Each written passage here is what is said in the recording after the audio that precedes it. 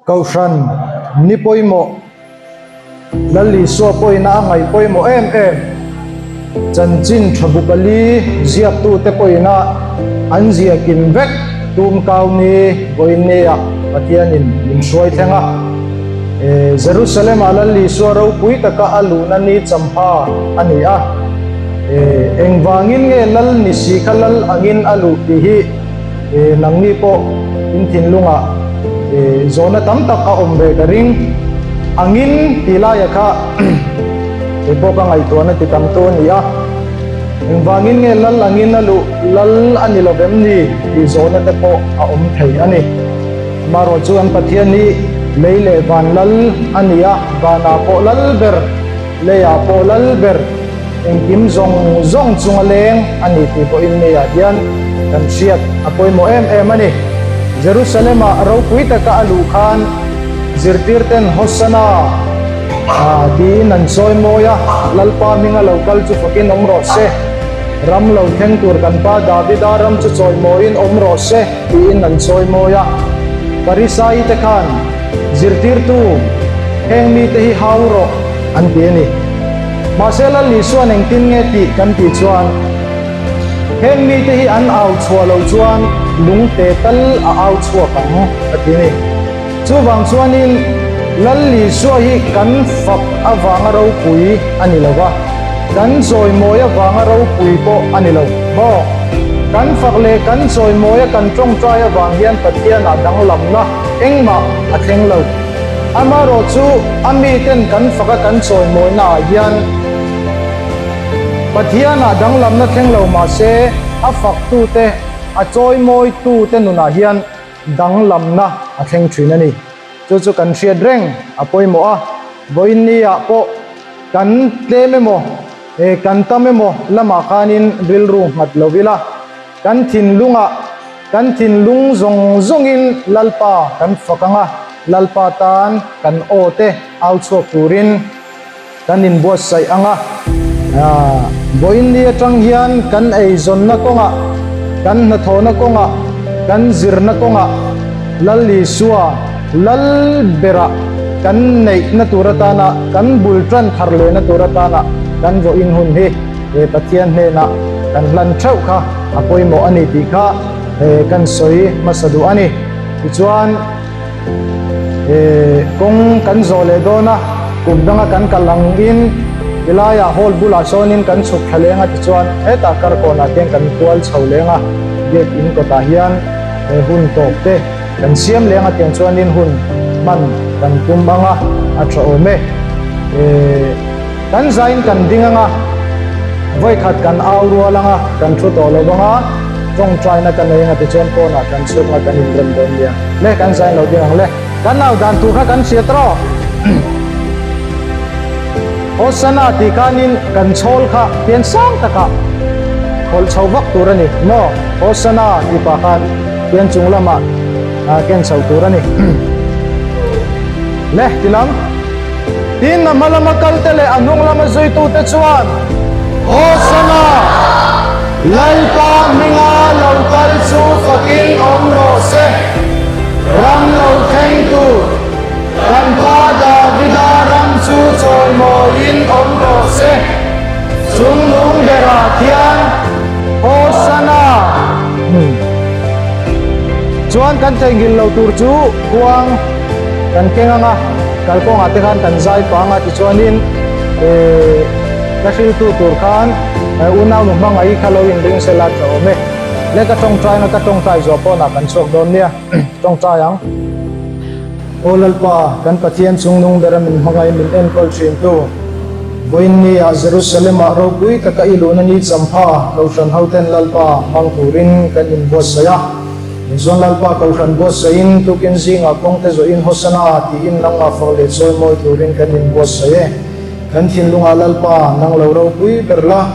Hosana chungnung berlo kal su fakin nom ro se tiliam mai lovin kan thin lunga lalpa lalabo tak thei tur khop si alalpa nang ma faka nang ma choi moi thei tur le in lung thiang lim pu thei turin kan nun hilalpa nang in din bos sai thar sakang se hoin ni kan hun man tur zonga nangin ro puina ron sangla e ko sana hian lalpa tharau thiang him harna revival ro pui tak mai ron theng se kan du ema tin suan lalpa nang ma thu taka tui hal na te neila tin suan lalpa i chan chin tha puan dar na le puan suat chang na thin lung te kan nei theina turin thalai te le nu le pa te thin lunga lalpa atharin thuron sele bi kan du ema inena kan ron yen se ani kan song trai na tlom takirin tu ya min pom saka mal min som sakuri ni khong aina kan ron bil molani kan hun kal le zel tura i du zo ngalal pa hun le ni te kan siar pian thainan wal du kwal tha nung sang moi le dan moi te lal pa nang in sit tirang se kan so na le kan at na te thara min ngai dam le tu sein i khong aina chandam tu isu inena ka dile se amen amala makal tele anung lama zoi tu te chuan Hosana lalpa minga lokal chu fakin omro se ram lau khen tur kan pa davida ram chu choi moin omro se chung nung bera khian Hosana reka lang le amala makal tele anung lama zoi tu te chuan Hosana lalpa minga lokal chu fakin omro se ram lau khen tur kan pa davida ram chu choi moin omro se chung nung bera khian Hosana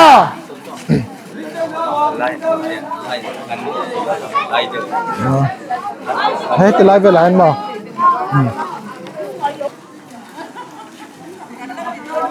amala makal tele anung lama zui tu te chuan Hosana lalpa minga lokal chu fakin omro se ram lau khen tur kan pa davida ram chu choi moin omro se chung nung bera khian Hosana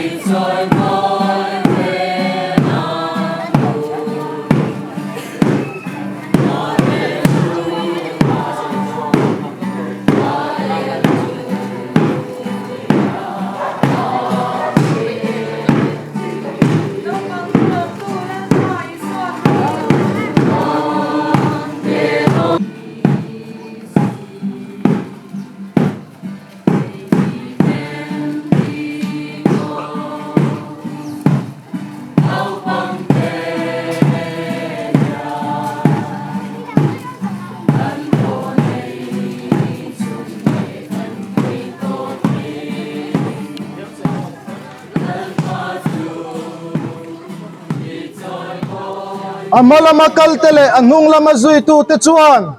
Hosana lalpa minga lokal chu fakin omro se ram lau khen tur kan pa davida ram chu choi moin omro se chung nung bera khian Hosana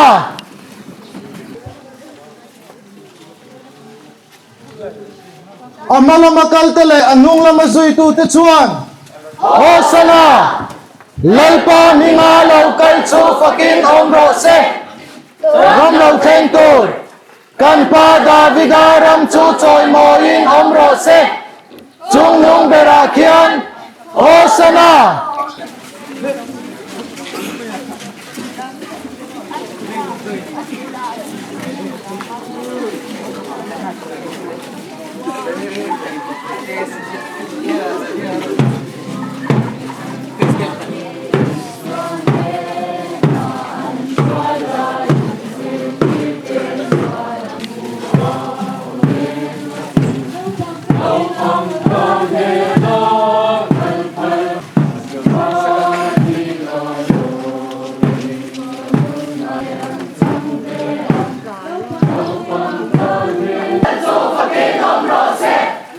Ram lau khen tur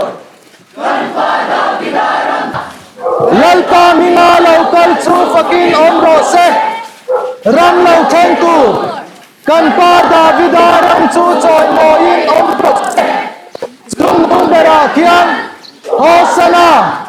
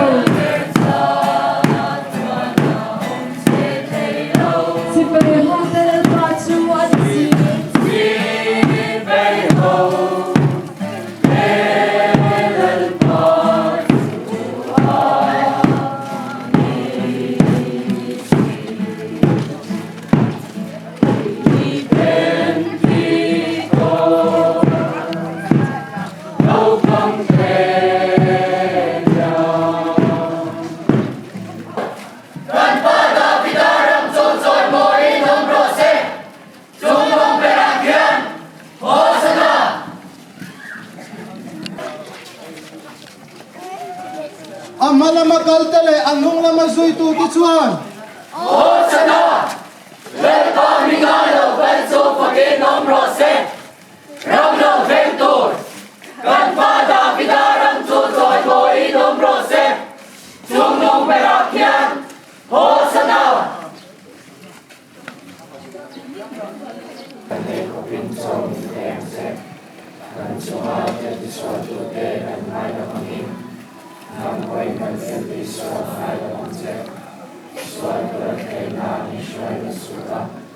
Israel